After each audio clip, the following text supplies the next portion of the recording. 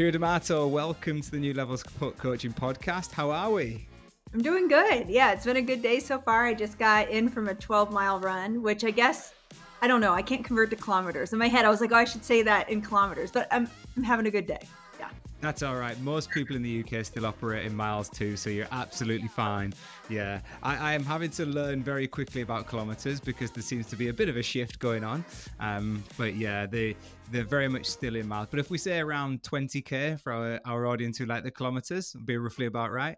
Yeah, so I just got in from a 20K run and I'm feeling really good and happy to be here. Amazing. And it's obviously morning where you are because you're coming at us from across the pond. It's evening here as I record in the UK, but it's generally that how your morning starts, with a run in the morning. Yeah, I like to start the day out with the morning. Being like a marathon and a road runner, most of my races are in the morning, so I like to kind of keep that rhythm going so my body knows you wake up, you get some fuel in you, and then you go out running. So I like to, I don't know, it's a fun way to start the day too. Start the day on the right foot or in the right way. Yeah. It's always the best way. You're beating the world then. Well, it's an absolute pleasure to have you join us. And I'm going to ask you the same question that I kick off every podcast with. I'm going to ask you to name an inspirational person who maybe inspired you to get into sport at a young age, or maybe inspires you to this day. It doesn't have to be one person. It can be multiple people, or it can be an inspirational story. But I'm going to hand over to you to give us a bit of an insight into those people who may have inspired you in some way. Yeah, I feel like, I mean, when you ask me that question, probably like a dozen people pop in my head at least. Like I've been inspired in every walk of my life by different people. But I think my first person that really inspired me in running is a woman named Samia Akbar. When I was a freshman in high school, she was a senior. And I like walk up to practice feeling a little nervous. And I see her doing like loops around the grass field. And I remember like, she's just the most beautiful person I've ever seen run. Like her stride was flawless. She's just beautiful. And then I met her and got to know her, and she took me under her wing, just like her little sister. And then I realized she's even more beautiful on the inside. But I feel like I learned so much about her, about gratitude, like what a gift it is to run, like how lucky we are to run. And then also she was just a grinder. You know, like she would show up some days. Like I remember one day we both like went to like Chipotle or something and got food poisoning. And the next day I show up to practice, like I couldn't run. And she like hammered through the workout. And we both were dealing with the same things. Like from her, I learned to grind and just appreciate. And then we just had the most beautiful time, like on runs, just talking about everything. So she's become like, she's just my lifelong mentor and inspiration. And so definitely she's the first person when I think of. But I also recently joined a team here in Park City, Utah, under Coach Ed Eyestone. So now I'm training with Connor Mance and Clayton Young, and they have been so inspiring. And watching their day in and day out consistency, and they just show up, they work hard. They're also extremely humble and extremely grateful and just really good people. But I think I've really pulled a lot from them and just their consistency on what it takes to stay at the high level for a really long time. So yeah, I've been really lucky with mentors in my life in running. Amazing. I find that in the running world and in general, but certainly within the running community, it'd be really nice for our audience to hear that even at the top end of the sport, it's very similar. You know, sometimes we look at these people and we think they're untouchable, but actually behind every great athlete is a human being. And I find the running community sometimes produces the best people as well. Oh, I think so. And I think also, like, I mean, you see, like, Connor Mance recently broke the American record in the half marathon, but I've also seen him work through tough workouts. And I think, like, seeing him break records is one thing, but seeing how he handles just like, you know, the day-to-day grind and just going through, like, not every workout is a home run. Most of them by design are not. And just seeing how he toughs through that and processes that has been just really helpful for me to like learn from too. So that's been cool to have him. Yeah. On a daily That's basis. a great message to kick us off, because I think a lot of people automatically assume that every workout needs to be crushed, everything needs to be faster or better than the previous one. But a lot of the time, the reality is it's not like that. Yeah. It's about getting the work done and keep showing up. And, you know, we'll talk a lot about that in your story about not just showing up once, but potentially showing up more than once, and and how that has come back to help you later on in your career. I want to set the scene a little bit with a bit more about your background. A lot of people know your name. As when I mentioned it to my wife, who's over in the Alps, that you were coming on the podcast, she was like, "Oh, that's so good! Can't wait to listen to it." She's such an inspirational character. So you're still inspiring people in our sport as well. But sometimes people see you and they see the results, but they don't fully appreciate the background behind the person. So I'd like to start there with our audience and give them a bit more insight into you. But very different to normally with our guests, I'll ask them to take us right up until present day. But with you, I'm going to ask you to take us up to the point in which you first quit the sport, if that's okay. And we're Yeah. going to do this in two parts. Yeah, absolutely. So yeah, I break my running into round one and round two. And round one is when I joined, found running as a freshman in high school. And I really just joined because I wanted to impress the soccer coach at my high school. And I thought if he saw me, kicking butt in cross country and be like, well, this girl's really fit. She can run for 90 minutes on the pitch. So, but I found running and I immediately, in the first race, I remember going off and in the middle of the race being like, this sucks. This is terrible. I want to quit. Why do people do this? And then I was like, well, I'm not a quitter. So I'm going to finish this race, but this is going to be the last time I ever run ever. And so I worked through that, the suck, and I didn't quit. I finished the race and I was so proud of myself for finishing that. And that's when I kind of started understanding, oh, this is running. It's doing something that scares you. It's getting to a point where you don't think you can go forward and finding a way through and just being really proud that you did. And it surprised me too that every race that season, I got to the same point where I was like, well, this is my last race ever. This is the last time I run. And it took me a whole season to realize that is the beauty about running, is just you're pushing yourself to new limits and you're finding out more about yourself than you ever thought was possible. So yeah, I ran all through high school and became a state champion and was making it to nationals, or sometimes not even making it to nationals. And then I went to American University and I ran for a coach called Matt Sensuitz. His son later on went to win the gold medal in the Rio Olympics in the 1500. And so that was really funny because I kind of was brought up with Matthew, he was my little brother. So we had a friendship back when his dad was my coach. But yeah, so when I ran in college and ended up my top finish, I finished 6th in the nation in cross country D1. So I was a really solid runner, but I wasn't ever winning nationals. But I knew I had some unfinished business still. So after college, I was like, I want to see what I can do. I want to continue pursuing this. So I joined a team in the DC area with a man at the time named Alan Webb, who was at the top of the game for the US in the mile. And so I watched him day in and day out, and we were such different athletes. He was so meticulous and he would bring a wheel to make sure the track was 400 meters or to make sure his strides were exactly 100 meters. And he was the most detail-oriented, hardworking person I've ever met in my life. So for him, seeing that he was breaking the American records and winning nationals and qualifying for Olympics, for me, that just made sense. He works hard and he's hit these great heights. And me, I show up 2 minutes before the workout starts and I'm telling jokes and I'm stretching, but also kind of just mingling. And I do what I need to do, and he's staying 20 minutes after the workout's done, doing all this extra stuff. And me, when the workout's done, I'm packing my bag and heading out, telling jokes on the way out. So I saw us as very different athletes. And I also saw the heights that he was hitting and how hard he was working. And I was working hard too, but with a smile on my face, joking the whole time. So it's I think that got under my skin a little bit, that if that's what it takes to be successful, that's not me. So I think that was really hard for me to compare myself being so different from Alan. But also I feel running at that time too, I had all of these goals that I wanted now, and I didn't have the perspective or the patience to wait for them. So I wanted to be sponsored. I wanted to win nationals. I wanted to set records. I wanted to make teams, and it wasn't happening fast enough for me. And that was really hard for me to process. And I think also then my life was revolved around running. That's all I was just runner, eat, sleep, run. That was my whole life. And I think defining myself purely as a runner, my days were good or bad based on that workout or that race. And my value was completely tied to how that run went. So if I'd have a bad race, like I felt like a bad person, like, do I belong here? And that sent me into like a tizzy. And then if I had a good one, sometimes it wasn't quite where I wanted to be yet. So I'd still be comparing myself to my ultimate objective. So I feel like I really enjoyed running, but I didn't have like the healthiest outlook for long term.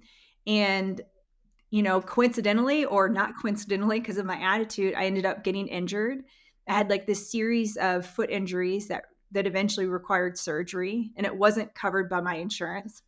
And so I kind of like I didn't really have any other option but to quit because I couldn't run healthy because my foot was broken. I couldn't get the insurance or I couldn't get the surgery to make it fix. So I kind of felt forced out of the sport. And something like really beautiful happened like after I quit. I was okay. And I think that was like my first lesson, like that allowed me to hit heights in round two is like, for me, that was like the biggest form of failure is coming up short, not hitting my goals. Like, everything I wanted to be, I had to like mourn the loss of. And on the other side of it, I was okay. And I think that was such a beautiful lesson that I failed as big as you can fail and I was okay. But I think now that's my superhero power is I failed as big as you can fail as quitting and leaving the sport and I was okay. So now I feel like I can go in races and I can go all out and I can really go for it. And if I fail, that's okay. But That's really interesting, fascinating as well. Even the word failure, like how you perceive that word failure in your mind with like quitting the sport, when I know a lot of people around you would never see that as a failure, but your perception of that and what you wanted to achieve in the sport at that time, that constitutes as failure. But like you say, on the other end of that, it's like it's okay. I'm still a family member, I'm still a friend, I'm still that jokey person. I'm not just a runner. right, right. And that was, I think, like the most important thing for me to learn is for the next like 10 years of my life, I call it my like elaborate halftime show. Like no athlete has ever taken a long That's a big break. halftime show. But like I mean, I did everything during that time. Like, I had 2 kids, like I pursued multiple careers, like I trained for century bike rides, or like I got into CrossFit, or I didn't do anything for years. I had like no goals or anything.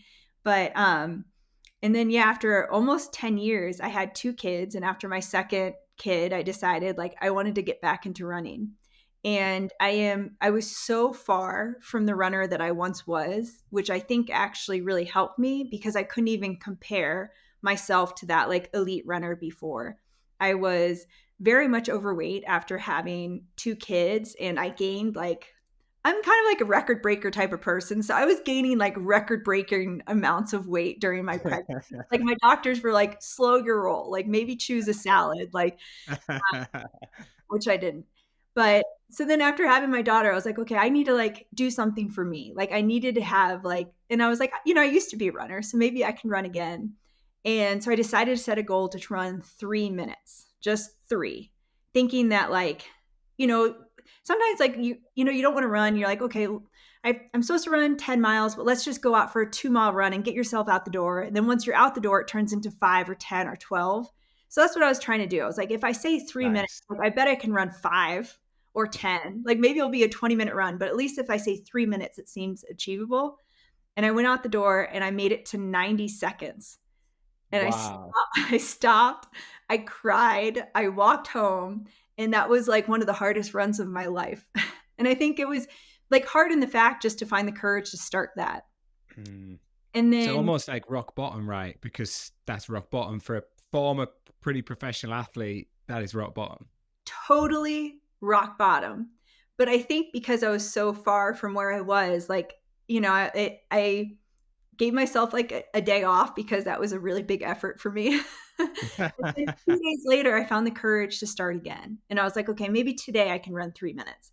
So the second day I tried, I made it to 3 minutes and I celebrated like I won the Olympics. And that was like the beginning of this very beautiful cycle. Like, and just over 5 years and 4 months after that first 3 minute run, I broke the American record in the marathon. Wow. So, which like I Nice. wasn't aiming for that. That wasn't like the goal at all. But so that's essentially like what my book is about. Like it really like it starts with everything I learned on my halftime show and how I used that in round two to hit these heights that I didn't even know existed for me. Like at that 3-minute day, if you were like, write all your craziest dreams down, like I wouldn't have even come near to where I ended up in the sport. Like I just didn't have the ability to dream that big. I'm going to kind of go backwards before I go forwards because there's loads of good stuff to unpick here. I think one of the big things for me that stands out immediately is, the fact that you had all these goals when you were younger and you were chasing these big dreams, kick contracts and top in the sport. And then those things didn't happen. But the minute you stop chasing those things, when you come back to the sport, those things do happen, even though they may take a bit longer. So that's one thing we'll go into. But I'm going to go back to some of the parallels. Well, firstly, I can relate to you massively because I was a footballer who got into running because I wanted to keep fit to impress the coaches. So I found that really interesting when you're like, yeah, I want to get fitter to impress the coaches. But I also think a lot of people listen to this and think that people just fall in love with running, but I feel like we learn to love running over time, right? We didn't love it initially, or you might not love it the first time you go out, and that's absolutely fine. And I can imagine when you were in your second phase of running, that was probably one of the worst experiences of your life for that 90 seconds. Yeah, it was. And I tell people all the time, like, when you aren't a runner and you see someone running, you think they're crazy. Cause like who would sign up for that? Like who would even Yeah, pay money to do a race? Like who would put agree. themselves through that? And then somehow like someone convinces you to try running. And that first run out there, then they're even crazier than you thought they were because it hurts so much. But it takes like, I'd say would you say like 2 to 4 weeks of like coming into a consistent routine. And then you have a run like 2 weeks later where you think, that didn't suck. That actually like I kind of enjoyed it, but it takes getting through all of that suck to get to the point where it is enjoyable. Would you agree with that? Yeah, it's like any habit building, isn't it? It's like it feels unusual at first for people. It's something new, and I think as well sometimes we're looking for perfection too soon. And we use a phrase a lot as a coach. I use it with my athletes. Is that we're looking for progress, not perfection. And progress for people is different in many ways. And for you at that time, progress was actually getting out the door, and then the second time it was 3 minutes. And that's a huge achievement. Now you could look back on your life and think, well, that's nothing compared where it used to be. But actually, again, similarities. You talk about rock bottom. My wife, in 2012, she had cancer, stage 3 Burkitt's lymphoma. And I remember that first run, just as you're describing, she came back crying, where have I got to? Where have I got to go? But you've got to take it step by step, right? And it's got to be done bit by bit. But I think what I love about your story is like you have to find the love for what you do. And from what I was researching before, we decided to do this podcast, a lot of that came from your halftime show, as you described it. And I want to go there first because I think it wouldn't be right to miss this out and just talk about the running, because I think this is where you will relate to a lot of our audience, because a lot of our audience are runners who do running because they love running, but they also may do it because they need an escape from work or life and they need to get out the door. And I think what your story, or how your story is different to a lot of professional athletes, is you found the love through something totally different. You went away from the sport and you found your love in your halftime show. So I want to know more about that halftime show and what life looked like for you before the second phase of running. Yeah, well, like at first it felt like running was a bad breakup and I didn't want to Yeah. talk to Ray. I didn't even want to think about it. So for like years I was a runner that just didn't run at all. I got into IT initially and did like work as developer and like project management and stuff, and was living a corporate life.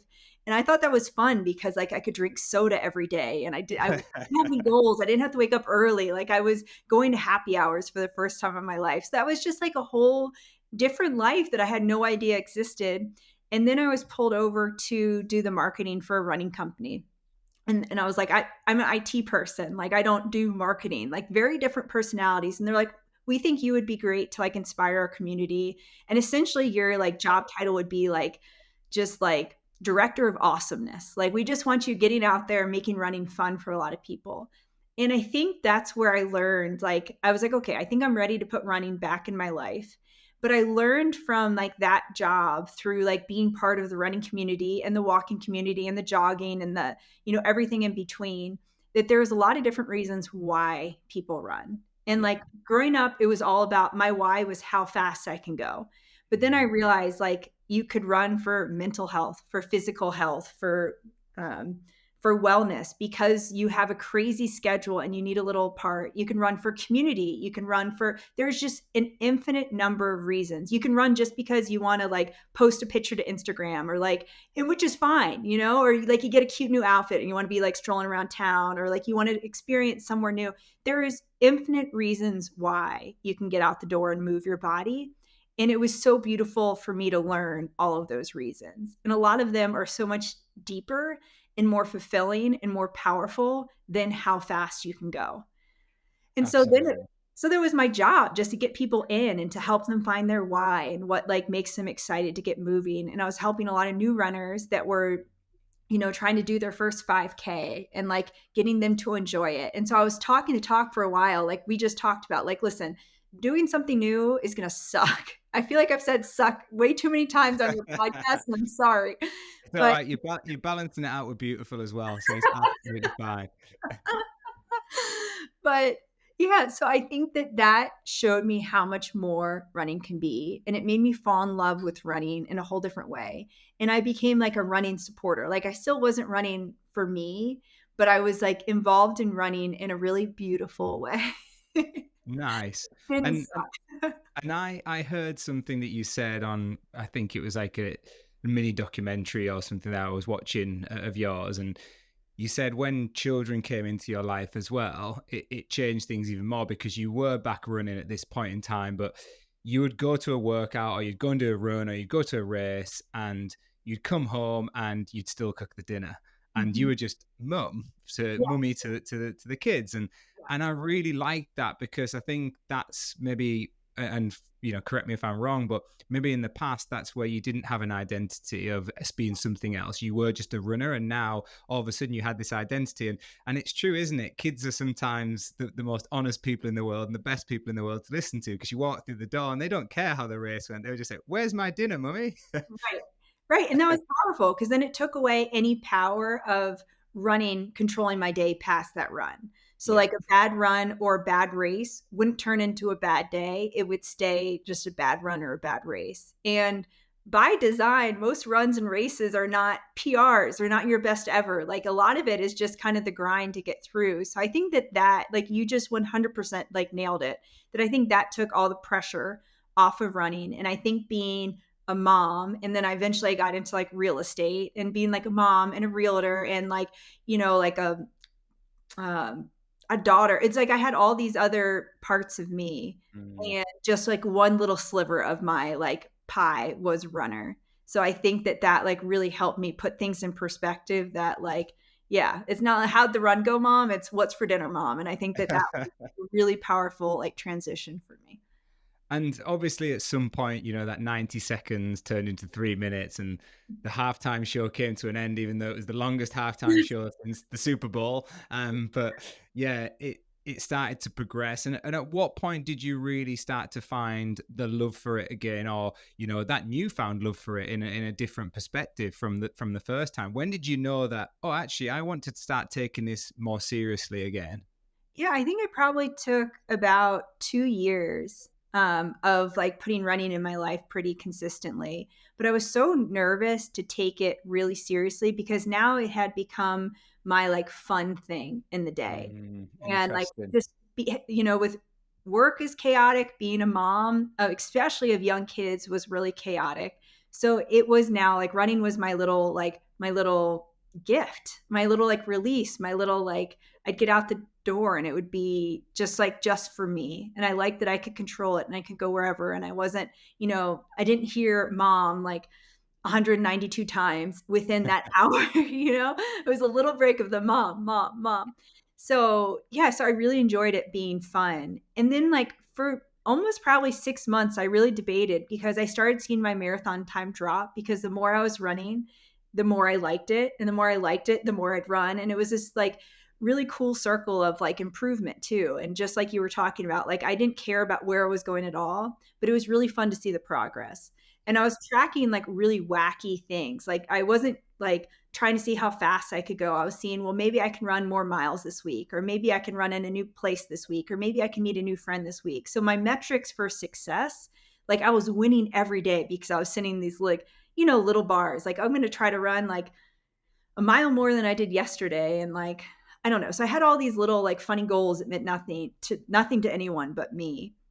But I think that that really helped too. But yeah, so I was so afraid to focus on it a little more seriously. And I had run a marathon that was 2 minutes off the like Olympic trials qualifying time for the United States. And so I was like, well, I should go for it, right? But I was like, well, what if I go for it, then running turns back to how it was in round one? Mm. And I so desperately needed it to be the fun thing in my life just because everything else was very chaotic. So, like, I really, for about 6 months, I was like, is there a way that I can go for it and keep it how fun it is now?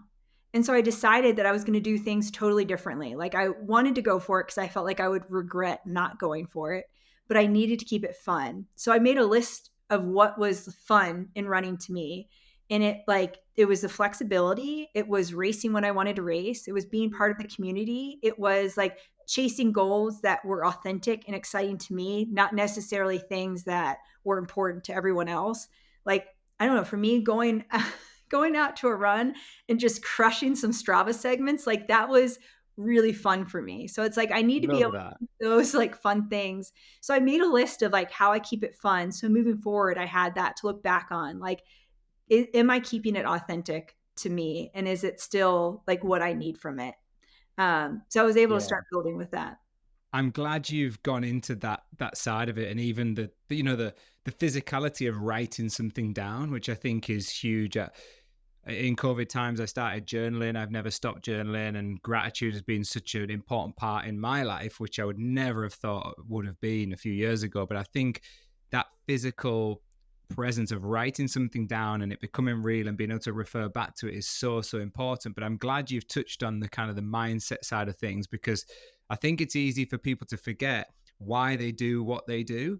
And if something goes wrong, as a coach, I'll always try and encourage people to remember, well, why do you do this? It's not just for performance, it's for all these other factors. And if you have those written down, it's much easier to go back to. But I also, something strikes me here, and again, feel free to correct me if I've got this wrong, but running gives a lot of people an element of control. And sometimes when you go back into that kind of elite mindset, I think there is a fear that we're going to lose that control and we're going to spiral out of control. And was that similar for you, that you felt like maybe you'd lose that control of fun and enjoyment and the reason you picked it back up? Yeah, 100%. And I was going through some like just tough things in life. Like my husband at the time was in the military and deployed. So it was just me at home for months Mm. at a time. And so that was a really, really tough period of my life. Like I really like was struggling and I felt like running was exactly what you said, like the control for me, and it balanced me out. And I felt like if I could get out and just go for like a little run, like I could be a really present mother and I just felt like running made me a better mother. And I do feel like being a mother has made me a better runner too. But like, so I so desperately needed to keep it there because it kept me balanced in a way that I like so desperately needed at the time. And amongst like a chaotic life, you're right. It was like the one thing that I could control. Like, how far am I going to run? How hard am I going to go? What am I going to feel? What am Mm. I going to see? Where am I going to be? Like, that was really fun to have something among a life that felt like just like hard to balance sometimes. And you mentioned that kind of American trials. I know that's huge in America, right? To go back on the start line of the American trials. And if you're a couple of minutes off that standard, you're starting to mix it again with the best in the States. Mhm. And it obviously did scratch a little bit of an itch for you, because we've seen the progress since. Mhm. Um, but what was that journey like, getting back onto that start line with the best in America and then eventually the best in the world as well? Yeah, so it was confusing, to be honest, at first, because in round 1, I was Keira the runner and that's it, and I never made it to the trials. Like that year that I was injured, like I felt like I maybe could have, but I was too injured to even find a qualifying race and show up. So now all of a sudden mom Keira, who was doing this as like a little side quest, is so close to making the trials. Like it didn't make sense to me at first why. And now with like a broader perspective, I understand that I do better when I have a very full life and running is just a Mm. part of my life. But yeah, so I decided to go all in and go for it and see what that would be. And so I got a coach and I got real intentional with training and I started to like build up a lot. Eventually I got a time, the OTQ time. And then I started showing up to like bigger races, and I felt like a huge imposter because I'm like, Mom Keira, I probably have spit up on my bib right now. Like, how do I belong here? Like, why do I think I can race with these people? And it took just like kind of going through it and, getting my butt kicked a number of times, like sticking with the pack a number of times. And then I confided in some of like the top women in the US. And I just, I kind of vulnerable, like, yeah, I feel like I don't really belong here. And every single person I said that to was like, everyone feels that.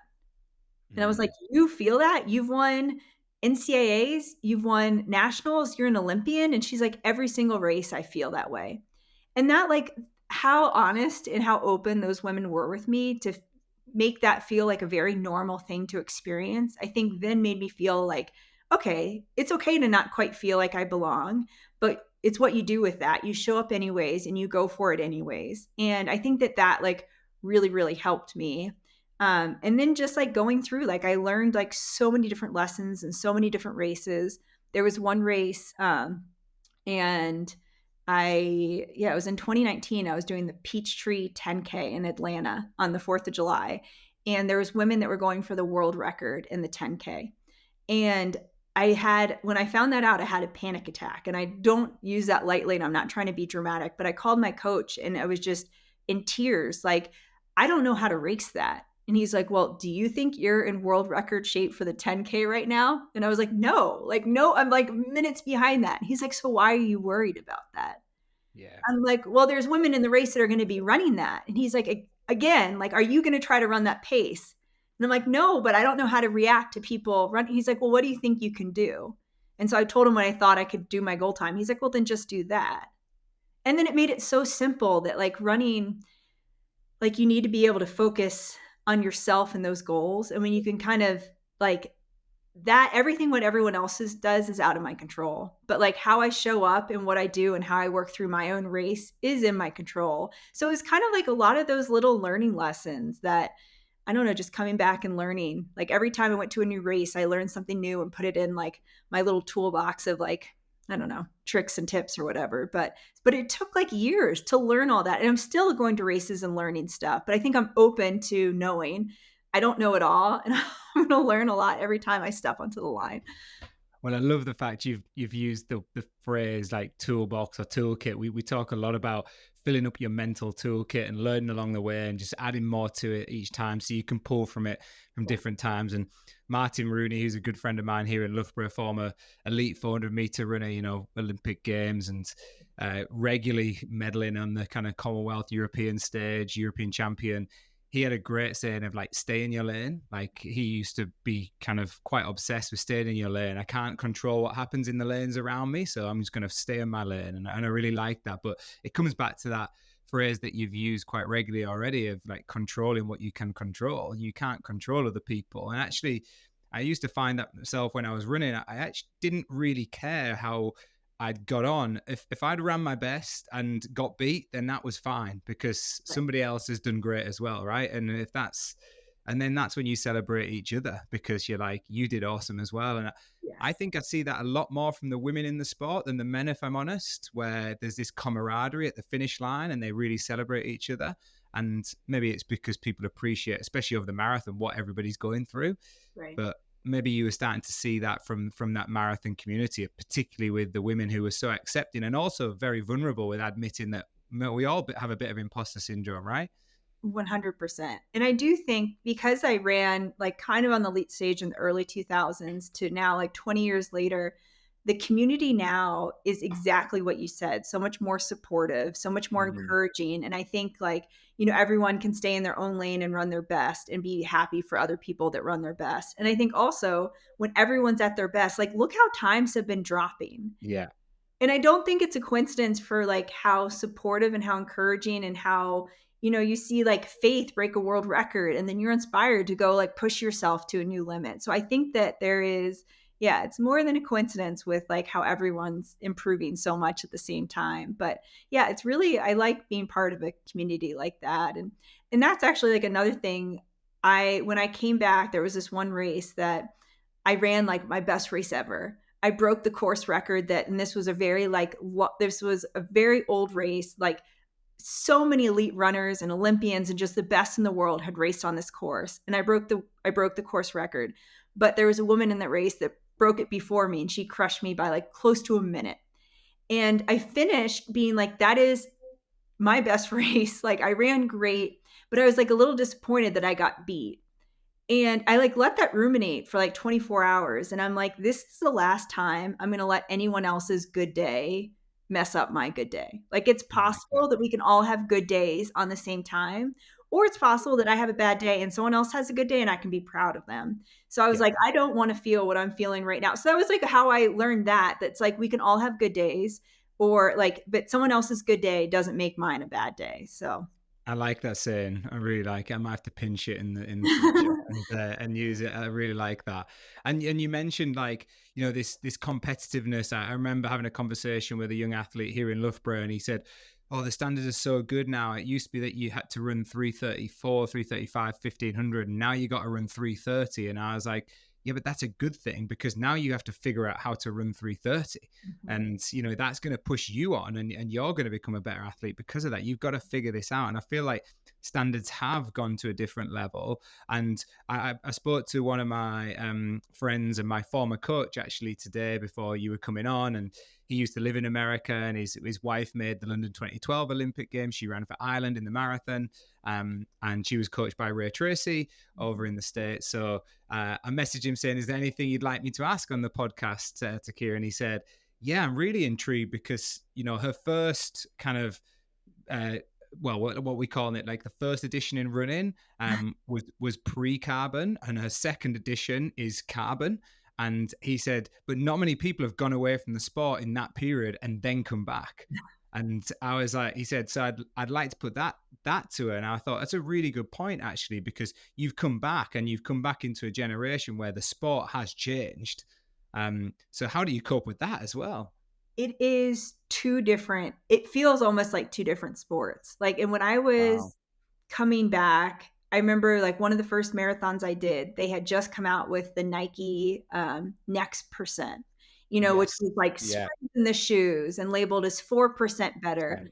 And I was thinking like, well, do I want to spend money on this? Like I'm just doing this for fun. And then I did the math that like at the pace I was going in the marathon, if I ran 4% faster, I think it would take off like I would have to run for 10 minutes less. And that was my thing. Like I could do a marathon and not have to run an extra 10 or 15 minutes. I'm like, this is worth every penny to like keep that, I like that. So, but when I first put them on, I remember like running and like I couldn't run fast enough and I wasn't getting tired. I couldn't slow down. So it is like a totally different game. And I think that I've really like, I think my luck in it is that now I'm an older runner. And I think these shoes, like with the extra foam and the plate, have kept me a lot healthier, have allowed me to do a lot more. And I do think that I'm a super responder to the shoes. But I've also trained in them so long and so whenever I've switched to even a new model, like my gait will change a little bit and some muscles will get sore. So I'll go to my strength coach and say, this part of my glutes are sore. Can you make them really strong so I can maximize these shoes? So I feel like Mm, I've been real intentional training with the shoes and making sure my body is strong enough to handle the full like benefit of it. But it is a completely different game. I mean, even they didn't even really have fuel back then, right? Like maybe there are the power bars, but there was yeah, no good sort of point. thing for sports drinks, and even like sports bras. There was like, a couple sports bras that weren't that great. So like the game has totally changed. And I think there's so many more people sharing their story and sharing how they're doing it. So knowledge is being transferred too. So we're just seeing this huge surge in running and times and everything, which is really, really cool to be a part of. But I do think, especially with like my foot injuries, like having a shoe with a plate and a little bit of a stiffer shoe has really worked in my favor. Like if this was like when the minimalist time was, I don't think my Mhm. foot would be able to hold up in that. So I think I've gotten really lucky when I've come back with the technology available now to like stay healthy and yeah, and it's been cool just seeing what Nike's come up with because I feel like they're always innovating, they're always leading the charge with it. So it's been really cool just to be able to work with them and test like the new products and everything.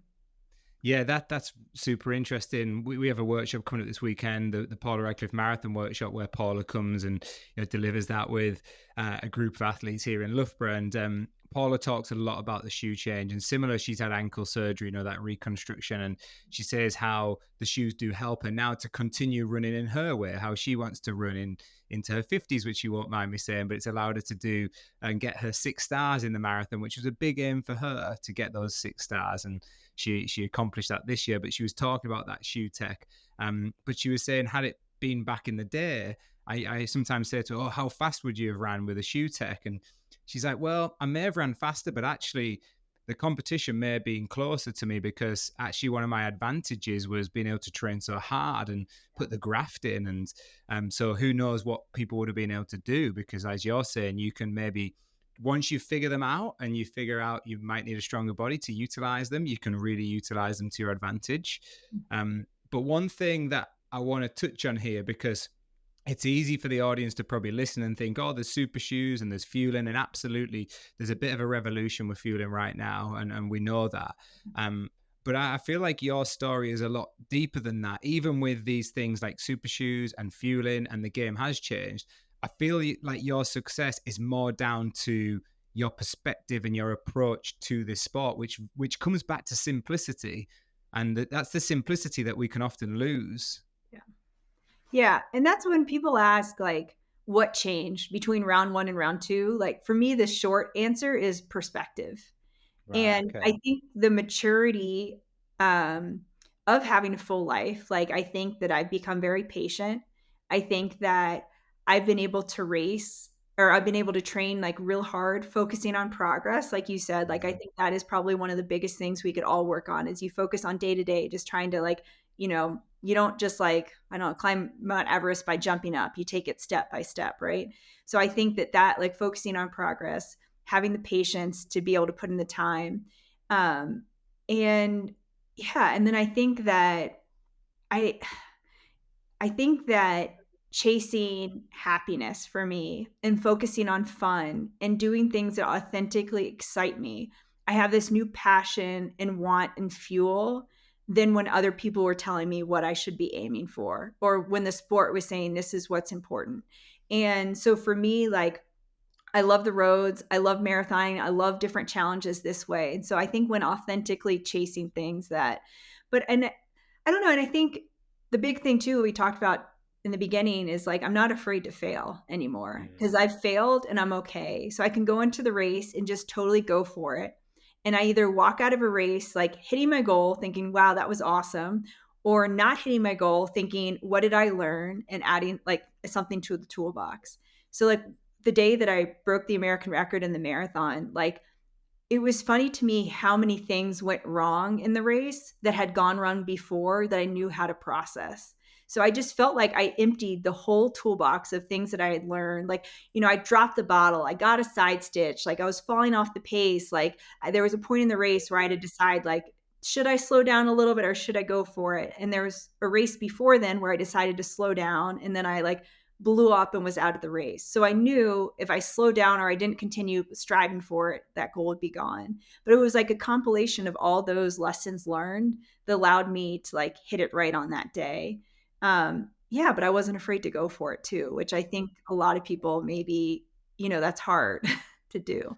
Well, I really like how you've come full circle. Like right at the start of the conversation, you defined it as failure in your first edition, but the second edition, you're saying like it's not failures, it's learnings. And I know that can sound a bit cliche because everyone says, "Oh, it's not a failure, it's a learning." But Mhm. this is a great example of where you are learning on the job, and you're no longer seeing it as failure. You're seeing it, oh, that's something else I can use in the future that is going to contribute towards my success. Mhm. And as long as I can pick from that and draw from that, then I'm going to be able to utilize it. So really good lessons there for everybody, but also good lessons that when you have your best performances, running an American record, it would be easy to sit back and for us to look at that and think, oh, it was the perfect day. Mhm. But it very rarely is the perfect day. There's a lot that goes on in the mind and, physical things that happen as well, which contributes that performance, which people never see.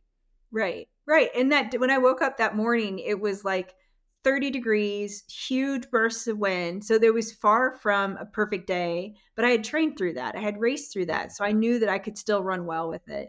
But I think to bring this all full circle, the funniest thing, like after that race, like after I went through like the TV interviews and the press conference and drug testing, and I was signing champagne bottles and taking pictures, like after I did all that and I had a moment to like myself, I was in my hotel room, and like I still couldn't really comprehend what had happened. Like I knew I could run that time, but there was no part of me that ever thought I'd be an American record holder.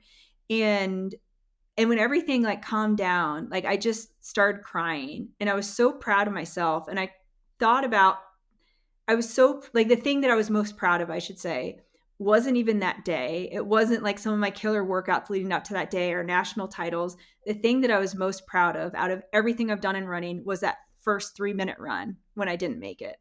And I Yeah. just lost it. Like, and I was so proud that I gave myself to a chance to discover what could be and like what could happen. And that was the hardest run for me, running 90 seconds, but it started this really incredible journey for me. And it was really funny that that day, hitting like the top of what I thought I didn't ever think would possible, the thing that I was most proud of was that day I ran 90 seconds at the beginning of the journey. Like, it's just, I don't know. It was interesting that that's what like came up on that day.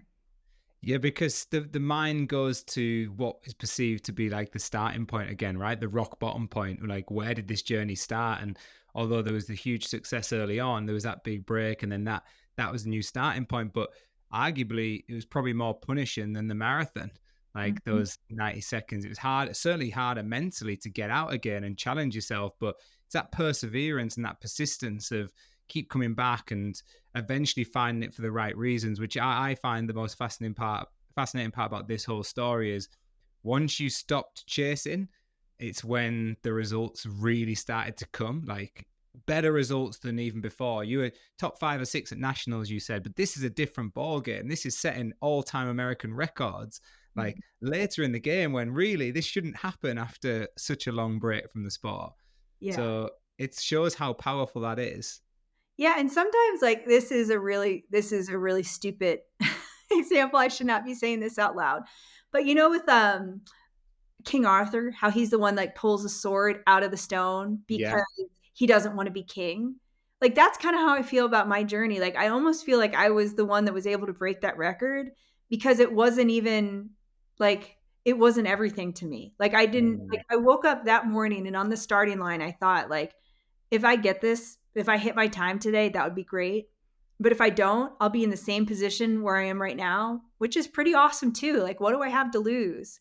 So it almost like, I don't know. And that's like a big theme of my book. It's like when I stopped like just going for straight up goals or going for like, you know, these big dreams. And I just was pursuing what was making me so happy, finding ways to make it fun, finding ways to involve community and make it really inclusive. Like then I started hitting even more success, which like, I don't know, it like, it's not count. It's, I don't know. It doesn't make sense in a way, but it does.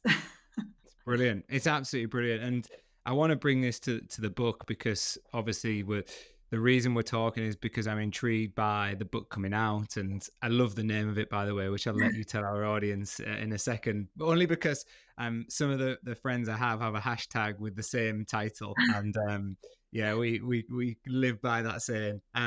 So really fascinated by that. But before we do go on to the book and kind of the reasoning for that and when it'll come to the public domain, I wanted to just touch on, yeah, those achievements that have been ticked off in the second round. So you mentioned, you know, your top 5 or 6 in the nationals in round one, but what about round two? What does that CV now look like? All those things that have been achieved without trying to achieve them.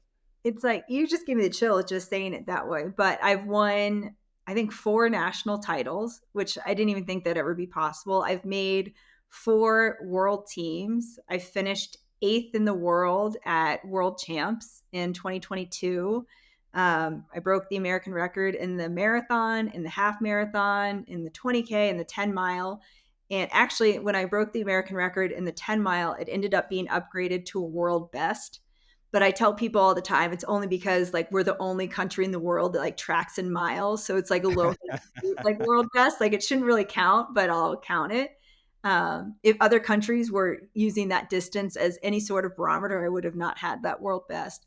Yeah, and I've just had like the time of my life. So like most importantly, for any of those accolades, I've had like the most fun I've ever had in my whole life in running.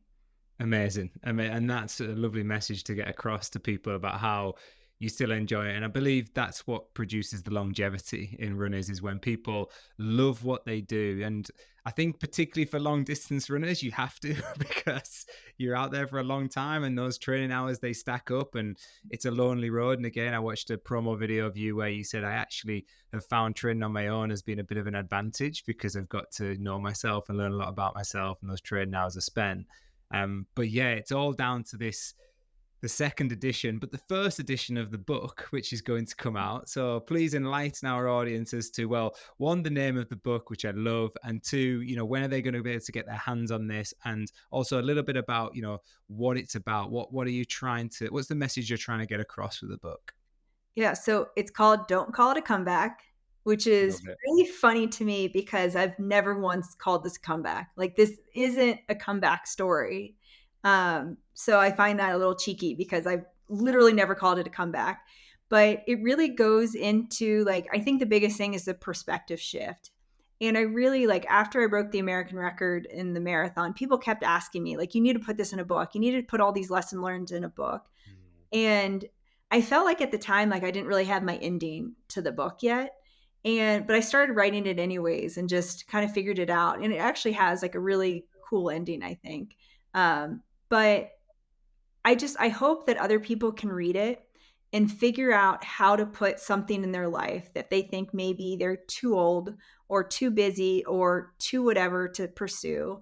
Maybe it's something that they did before that they have some unfinished business or they put on the back burner. But I'm hoping it encourages people to figure out how to put something they're passionate about in their life or to find a new passion within running or walking or jogging or whatever that movement is, and just how cool it is to be able to just like go for something despite having a family, having like a busy work schedule, having like all these things, taking care of people, like um, how I balanced it all. And I think that was like the number one question I got all the time is like, like first I'd be like, where are your kids right now? And like, how do you do it? Like, how are you running 100 miles a week and a busy realtor and have two young kids? So I go into how I did that. And it involves asking for a lot of help and putting away some of the mom guilt and becoming really flexible with your schedule and making sure that you can balance like your family's priorities and their goals and making sure that you're like a very present family member,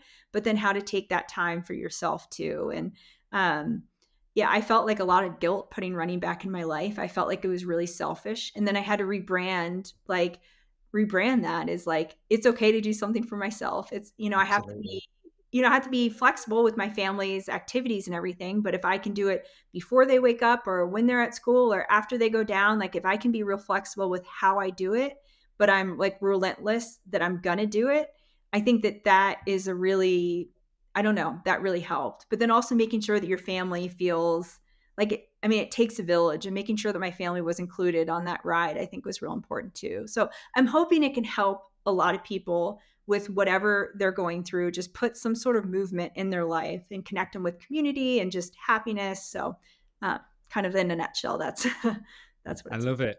I love it. I'm going to add some perspective here. Firstly, I'm not a mum. I'm not a parent.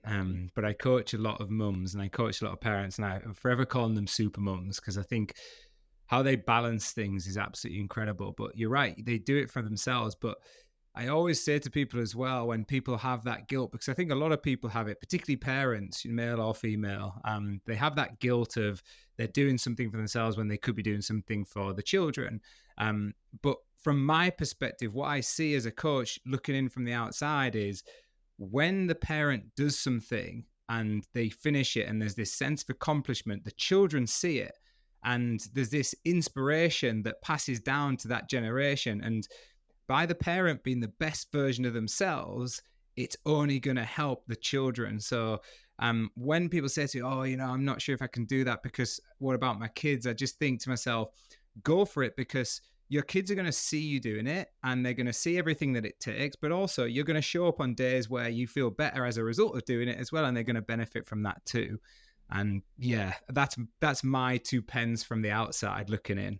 You were so spot on. And I think that's what I had to like. I think that's how I helped with like just the parent guilt is that, like, look at what I'm showing my kids. I'm showing them how to pick a goal and work towards something. I'm showing Yeah. them that not every day you're winning. Most of the days you don't win and you still pick yourself up and you smile.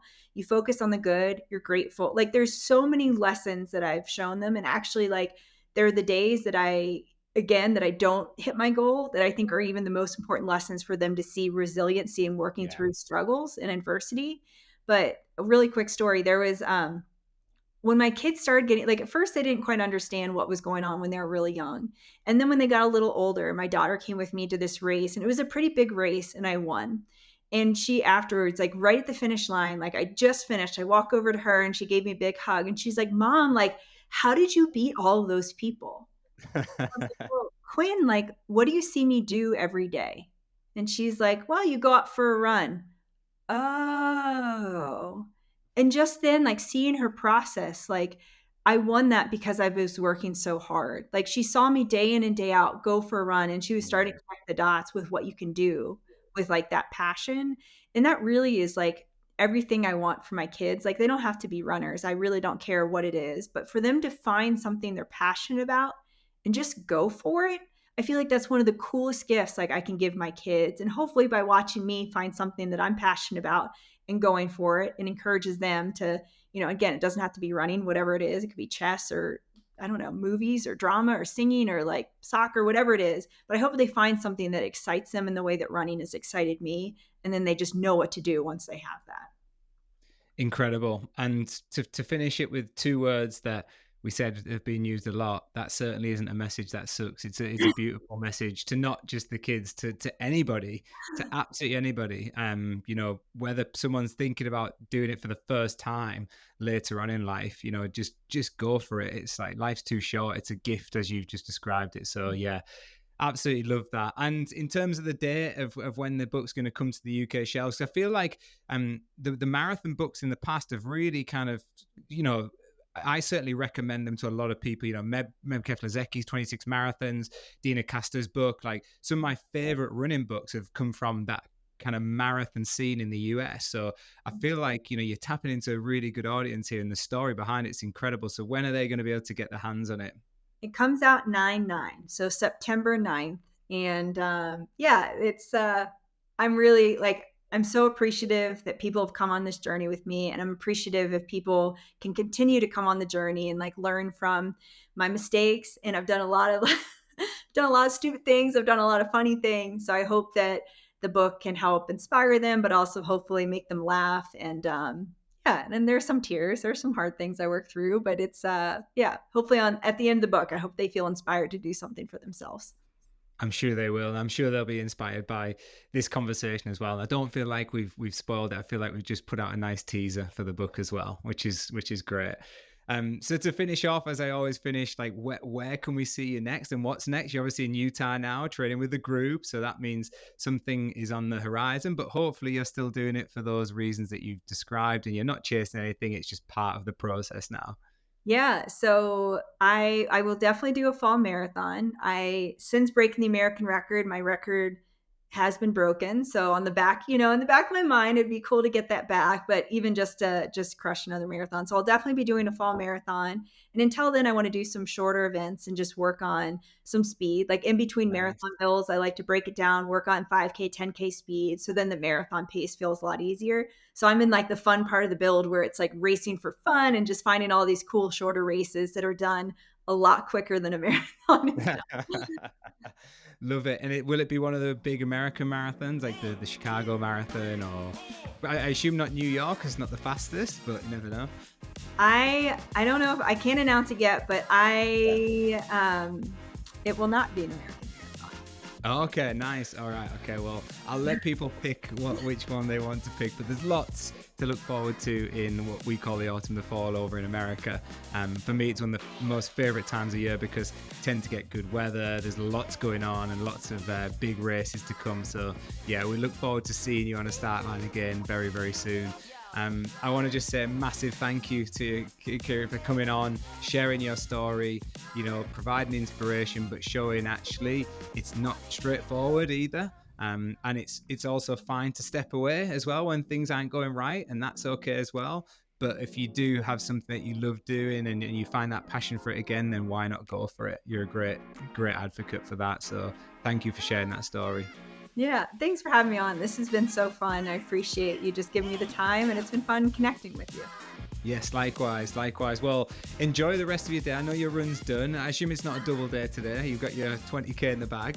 Yeah, 20K done. Yeah, I have a couple other things. I got to go to the PT later, but yeah, this is a really fun way to start the day. So thank you for having me. Brilliant. Thank you. Thanks for joining us again. And yes, thanks to our audience for tuning in. Remember, you can grab that book on 9th the 9th this year, 2025, and that'll probably just be before Keira's next marathon, so then you can watch that next performance as well. So yes, thanks for joining us. Hope you've enjoyed that conversation as much as I did. I absolutely loved it. And as always, we'll see you all again very, very soon.